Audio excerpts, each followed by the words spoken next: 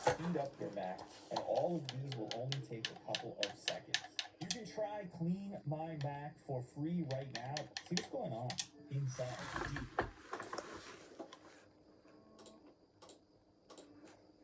To arrive, however, indirectly from an old friend.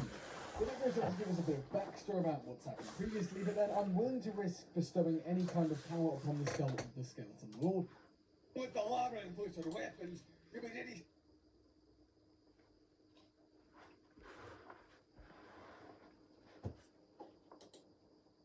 So guys, I've decided to get a new little brother. Callum is growing up too fast. He's getting a deep voice. He's going through puberty. I need to find another young person to be my new little brother. And I thought, so guys, I've decided to get a new little brother. Callum is growing up too fast. He's getting a deep voice. He's going through puberty.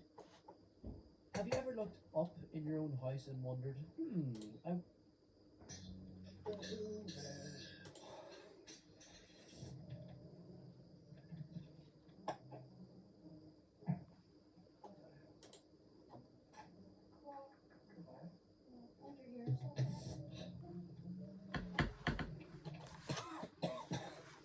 My dad is a rare specimen, isn't he? Before I was rudely interrupted, as you can see, I'm in the attic. I have set up a laptop earlier today when my mom and dad were sleeping. I've also got a little goodie bag.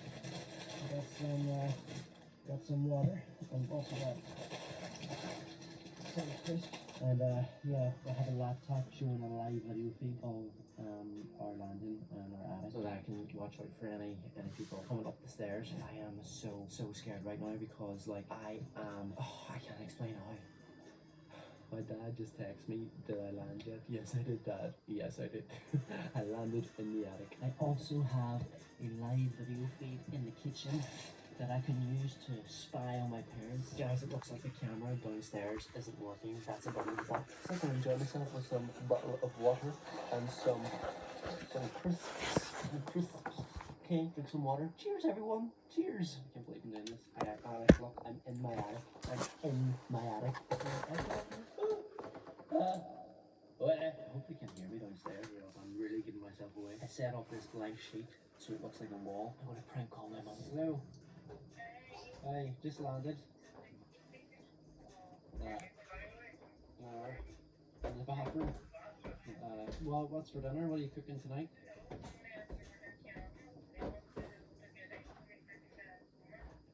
Oh, very nice. It was grand. It was a bit bumpy, but it was fine.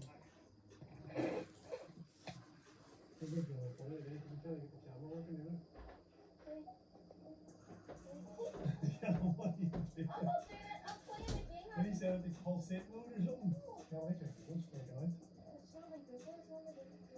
Right, Cal. You work massive. Hear me? Fuck that. Hear me? Fuck that.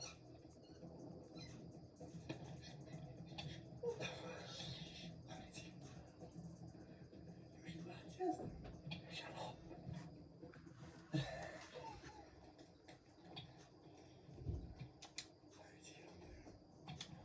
Just shut up and come up. I'm just walking a little while and you appear. Your holiday.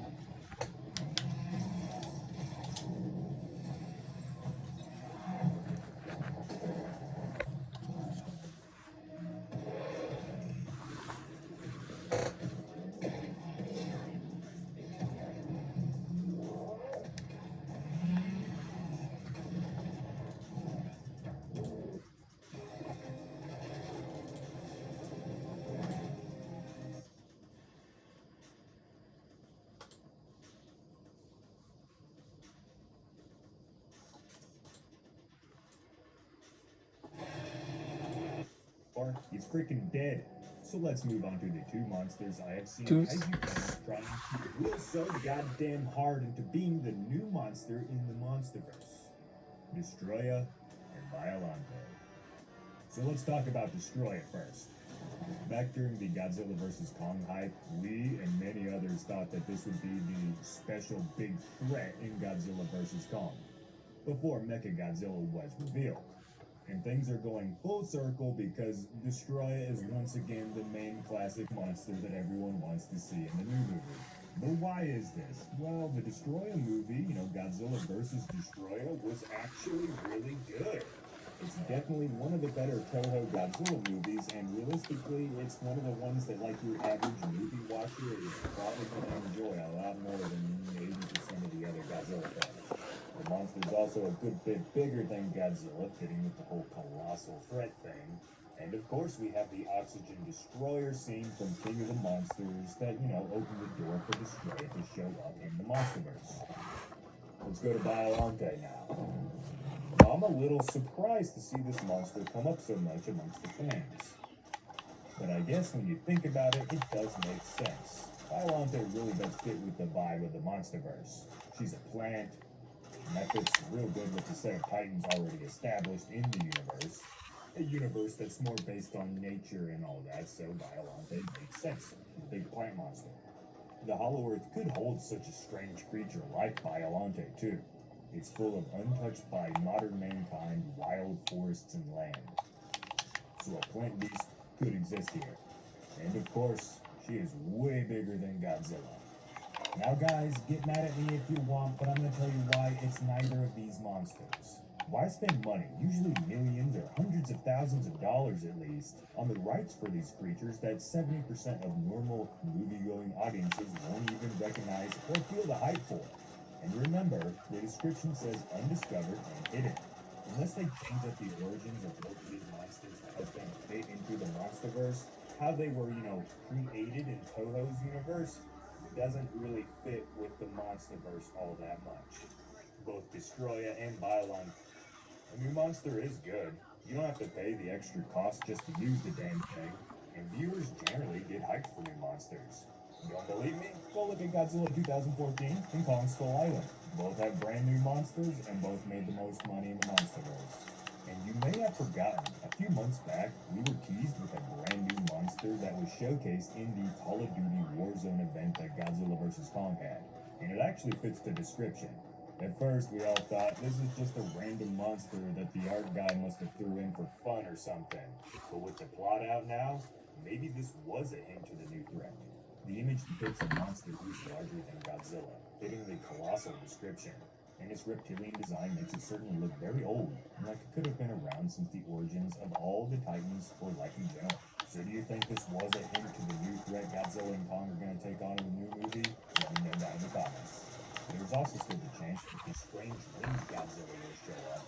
This is an image that the Godzilla vs. Kong team wanted in the movie, and while it didn't make it, the fact that pretty much everyone from Godzilla vs. Kong is returning to work on this new film, we may finally learn more about this ancient battle being depicted here.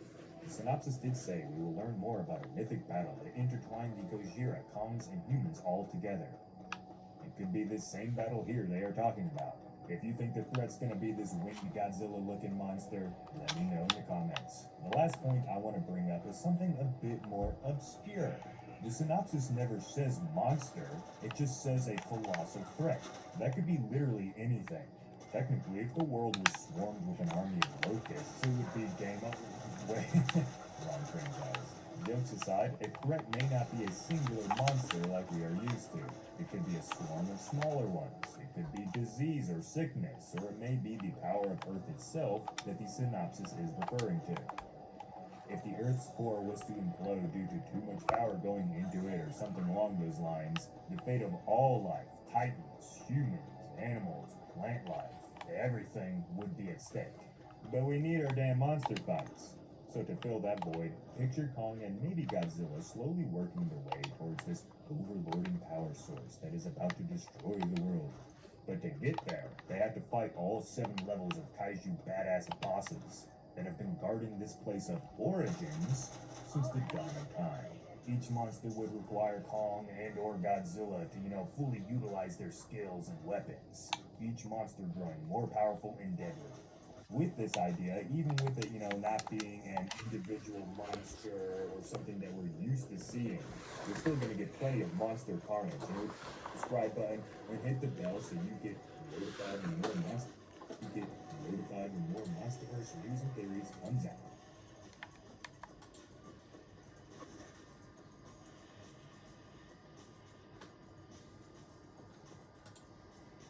Sometimes, not everyone or thing that is considered evil actually started that way. Gigan has long been said to have been one of the most sadistic and brutal of enemies Godzilla has ever faced. And for good reason. Gigan is ruthless, but within the Kaiser's origins, a dark story lies. And they give reasoning behind Gigan's madness. Remember to subscribe button if you think Godzilla is awesome, everyone. And hit the bell to stay notified when our videos come out. The dark secret of God. Let's get it.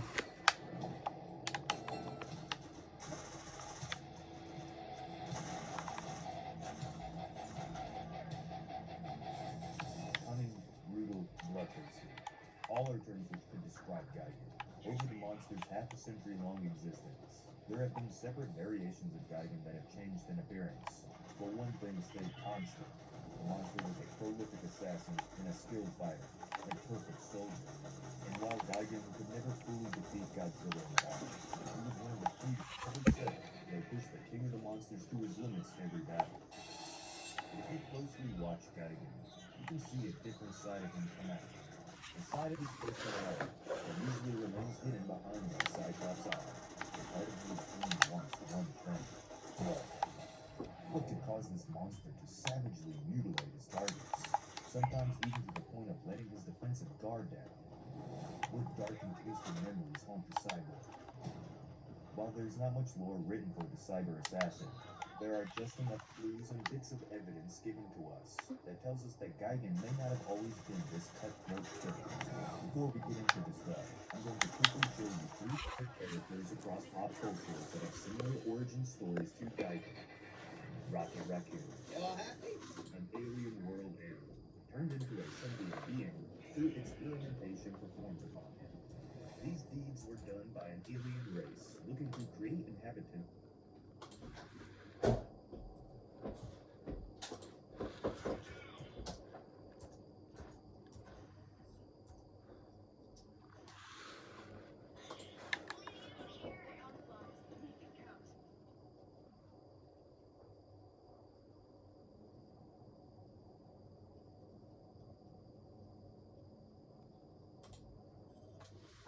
I know what you're thinking. 2 days in a row. Huh. You think that's big? Wait till we do 3.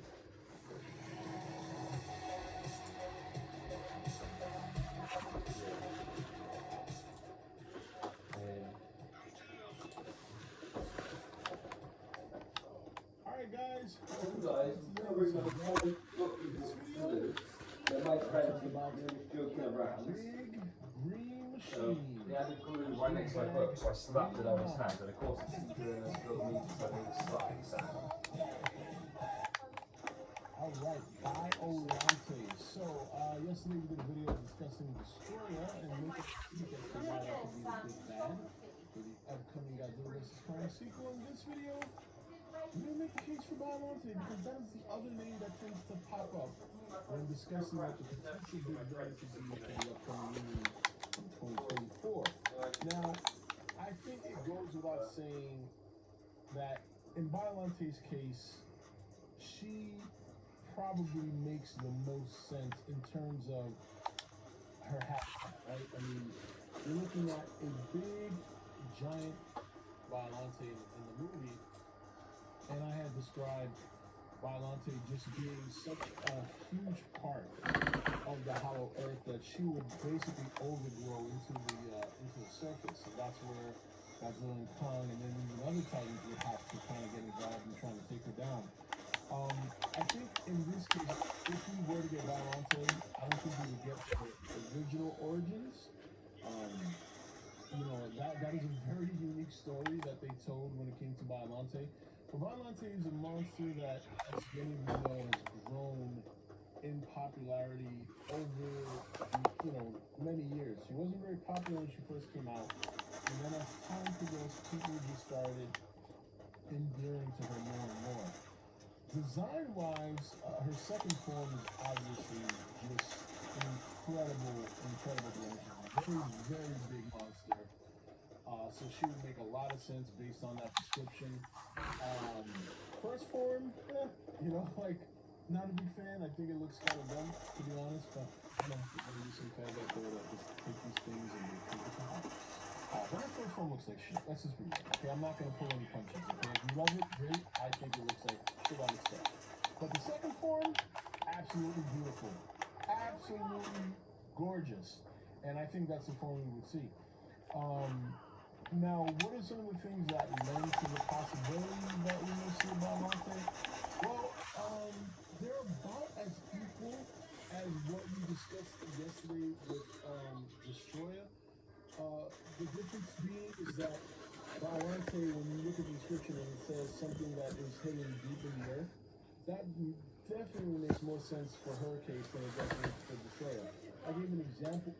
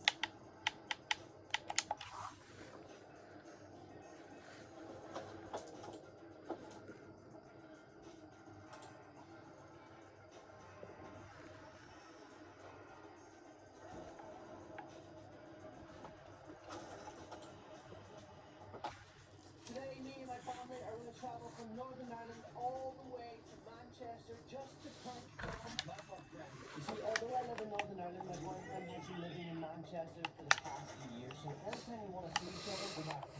Oh yeah? Today is a Sunday, and I usually spend weekends here in Derry, Northern Ireland, but today I've been plane tickets to go to Manchester to sneak into his flat and prank him. He has no idea.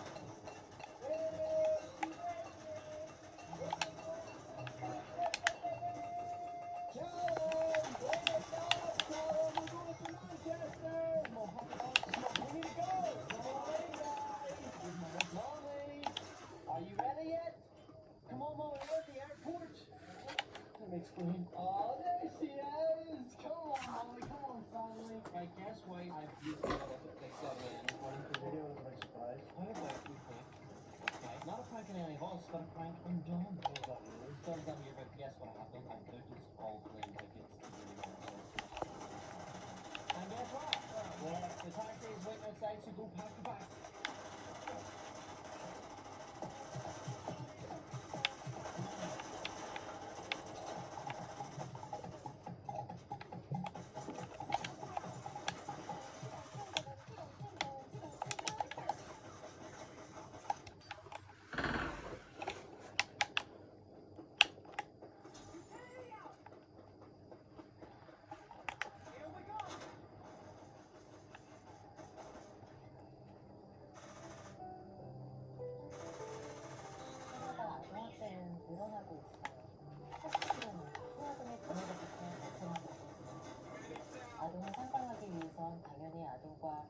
분리해서 가게 되는데 아동의 성장과 건강을 부족한 지역에서는 어려움이 많아요. 보시다시피 저희들은 외딴집들이 많아요. 공감할 때도 많이 없다 보니까 차 안에서 지내는 경우가 많이 있습니다. 특히 좁은 차 안에서 수기도 작성하고 아동을 면밀하게 관찰하는 것은 불안하는 피해 아동을 살피기에는 어려움을 많이 따르죠.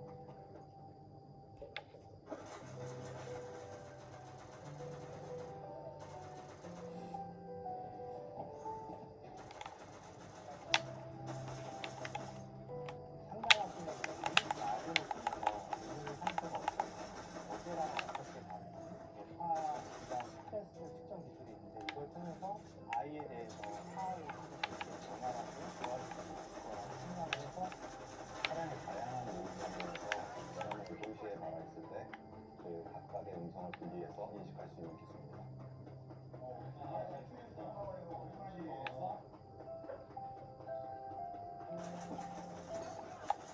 상담을 진행할 때 말수가 적거나 얘기가 나가는데 이 기술을 통해서 상담사분들이 좀 더 온전히 상담에 집중해서 저희 기술이 도움이 될 수 있을 거라고 생각합니다.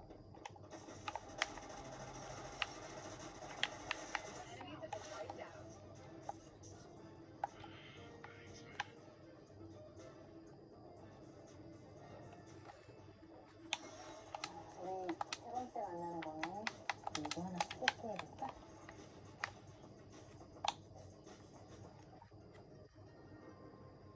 어때? 한 주간 잘 지냈어? 생각나는 거 이야기 하고 싶은 거 있니 혹시? 저녁에 각자 동생이 주고 요즘 사귀게 아, 그렇구나. 엄마 아빠랑 같이 있을 때 그래도가 많이 힘들 때도 있어서 동생이 장수는데 저까지 오는데 그럴 때 민혁이는 어떻게 해요? 그래도 잘 사는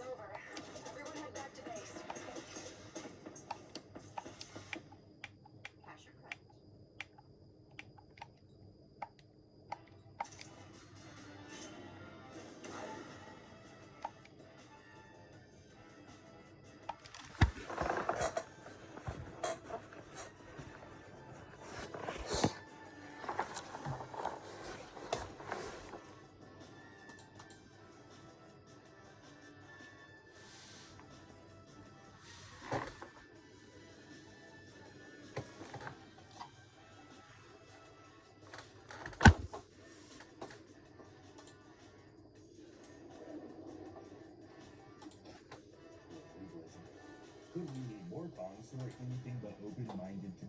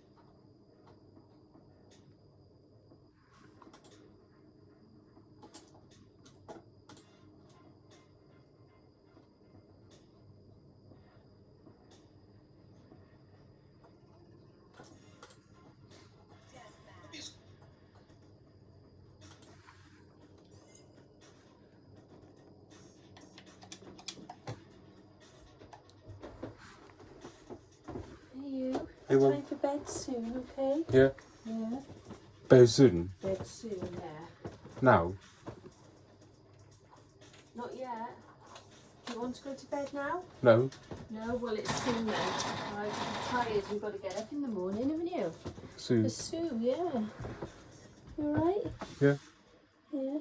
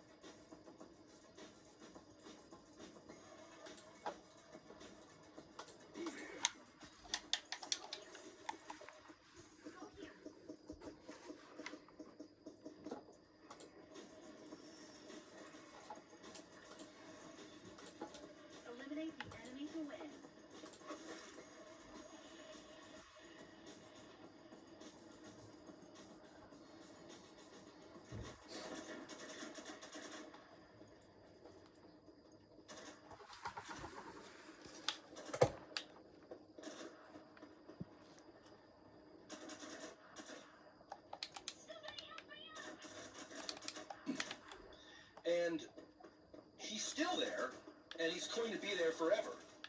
Okay, so don't tell me that people can get out of hell, or they just, I guess their soul just expires, or they just get extinguished or something. It doesn't work that way.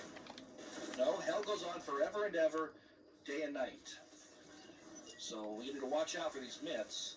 Okay, the idea that you can get out of hell, like you can just teleport your way out of there. That's not true.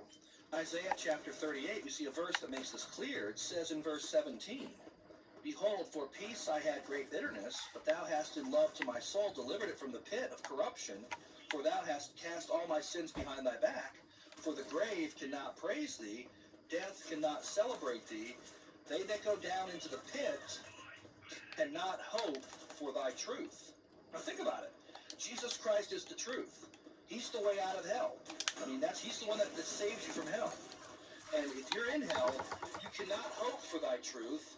That means you cannot, by any means, escape. Because you would have to have Jesus Christ, who is the truth, to get you out. And you can't hope for that. So there's no getting out of hell according to that. Now, let's move on to the next myth, that hell is just metaphorical. Hell is just figurative. The flames are just figurative for, like, having an unquenchable, insatiable thirst for God. I've heard people say this, that it's not really flames. It's just all metaphor. Well, the reason why they're saying this is because they just want to water everything down. They don't want to believe that a person is going to go into a fiery furnace or into a pit of flames and fire and brimstone, so they want to water things down.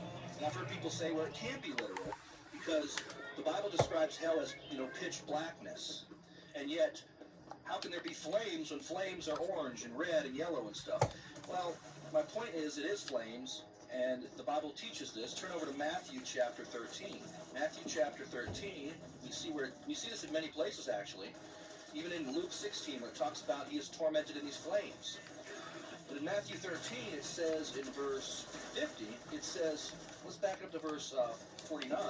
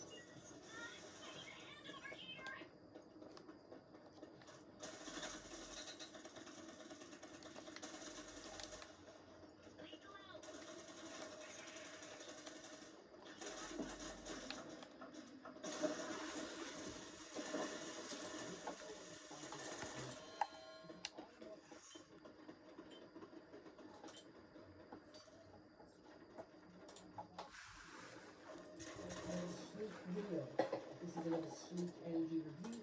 We're doing that orange cup. Take this out. Fill it up with 400 milliliters of water. That is way too much. I filled it up to, I filled it up to 500. So, as you can already tell, it is going a blue color. It's easy to tell what color is going through the black bottle. Because it's more of a translucent bottle than the orange one, which I got for free. Because they sent me a code for one. I am not a sneak partner or a sneak creator, so this is my full, honest opinion on Sneak. I literally only got the starter bundle because an ad came off my TikTok and I fell for it. But yeah, this stuff is really nice, so I might get some more. It is blue. It's got a very strong smell of bubblegum, and I can't smell most things. My sense of smell is absolutely awful. I can only smell like some certain things, and this is a very strong smell of bubblegum. Probably because of the burp, but let's get into it.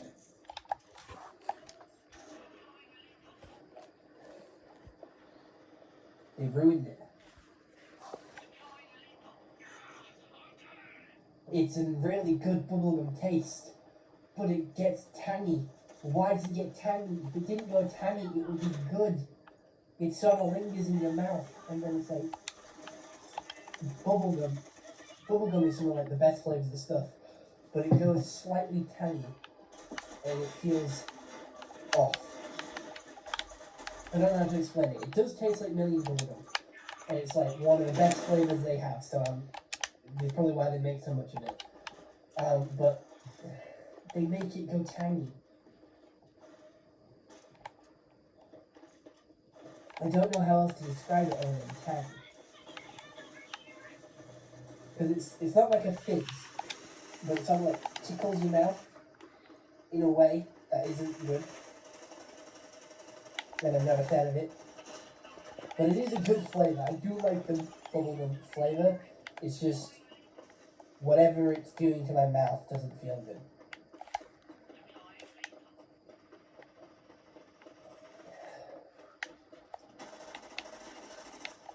It tastes a little sour. I'm getting hints of sour.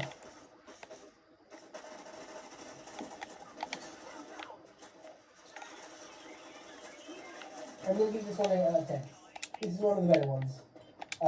You are supposed to have it in the morning, so you get energized for the day. And it's not supposed to be like a caffeine crash or anything, because it's like no sugar, no artificial colours, very small amounts of caffeine, if any caffeine. So it's supposed to be like the healthier, more energy providing, cheaper energy drink, so just an all around better energy damage drink. I like the bunny that they have on all this stuff. I think it's cool. Hello. Not for you. Yeah, I'm gonna give this one 8 out of 10. I do like this one much more than the strawberry one that we had. There is 4 left, so I'll see you in the next 4 food reviews for the rest of the Sneak starter bundle. I quite like this one, I might get some again. So other than that, I hope you enjoyed. See you on the next one. Have a nice day. I go bye. Stay safe. Gotta get the club now. Okay, stuff here. So here we go, calm it in.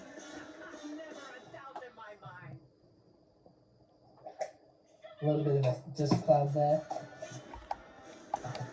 Yeah, I just said don't spill it on the side. Guess what I just did? Spill it on the little cocktail bar.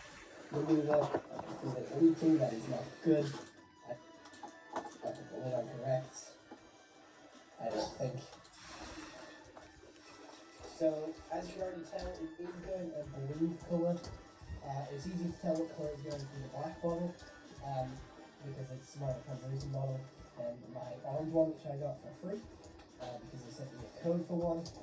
I am not a Sneak partner or a Sneak creator, so this is my full, honest opinion on Sneak. I literally only got the starter bundle because an ad came off my TikTok and I fell for it. But yeah. This stuff is really nice, so I might get some more. It is blue. It's got a very strong smell of bubblegum, and I can't smell most things. My sense of smell is absolutely awful. I can only smell like some certain things. And this is a very strong smell of bubblegum. Probably because I did that, but let's get into it.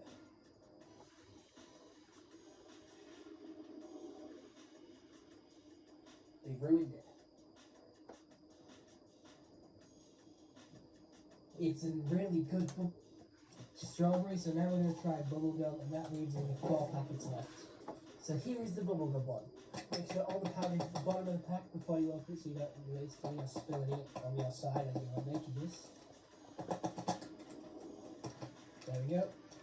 Look at where it tells you to. Millions do like to partner up with a lot of drink companies, a lot of lolly companies and stuff like that. This is the first powder that it isn't orange. It's more of a white blue. And that's what I expected. So, here we go, pour it in.